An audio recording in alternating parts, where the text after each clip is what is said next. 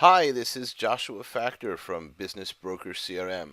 We're going to go over the leads module in this video, and I'm going to show you some of the functionality built into our CRM, specifically that which pertains to leads. Just as a definition, a lead is somebody that you don't necessarily know what they are at the moment. For example, let's say somebody goes to your website and fills out the buyer registration. They put in their digital signature, they fill out their information, they specify which listing they're interested in. You would think that person, that individual, would be a buyer, and that's the truth. And therefore, when somebody does that registration process, they will be created in the system as an unregistered buyer. If somebody goes to the seller's contact form on the seller's page on your website, when they fill out that form, they will automatically be created in the CRM as a seller. But what happens if somebody goes to the Contact Us page or the About Us page and fills out a form there, and they have not specified whether they are a buyer or a seller? You don't know. Part of what the leads module does is it allows you the ability to change this specific generic lead into the type of record that you're interested in. And we're going to go over some of that functionality.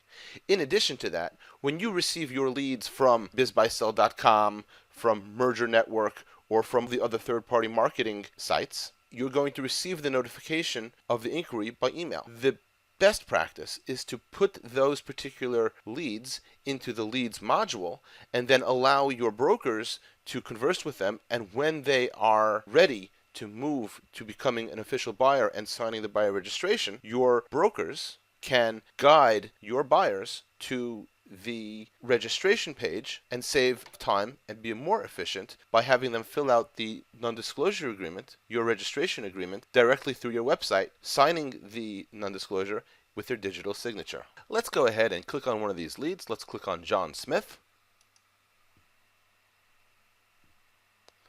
And John Smith, the lead, shows up. John Smith is an individual who visited your website and wasn't ready to register as a buyer, but wanted to have some form of communication with your company, perhaps a basic inquiry. We can edit the record just by clicking on the edit field over here and fill out or change the various different fields as you would expect. Hit the save button, and then it goes back to the main page. Let's say you, the broker, get John Smith on the phone, and the moment you start speaking with John Smith says to you that I'm interested in that XYZ store and I'd like to find out more information about it. So immediately John Smith identifies himself as a buyer. So what you can do now is click on the Convert to Buyer link, click on it, and automatically he will be removed from the Leads module. And if you notice, now we're in the Buyers module. John Smith has now been converted to an unregistered buyer, and then all of the functionality that is described in the Buyers module video will apply. Let's go back to the Leads module for the moment, and notice that particular buyer is no longer there.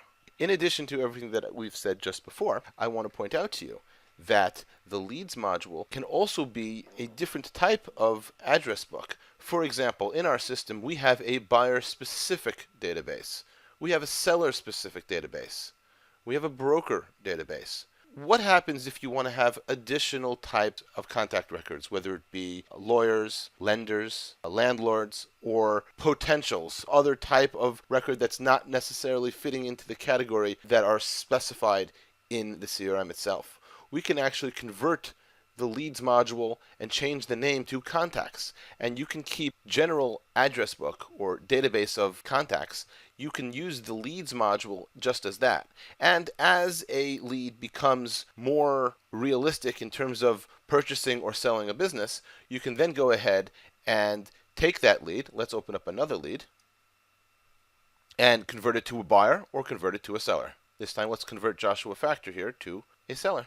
And now Joshua Factor is a seller in the Sellers module. Of course, I also want to point out that all the various different functionalities that we have exist with all of the other modules apply as well to the Leads module. For example, let's open up another lead. You can have all the various different type of notes.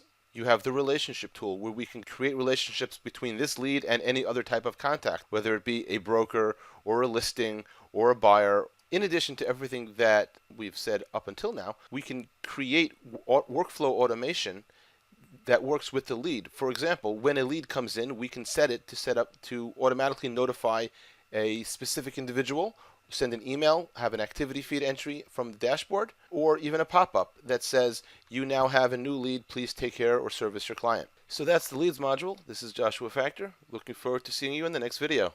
Take care.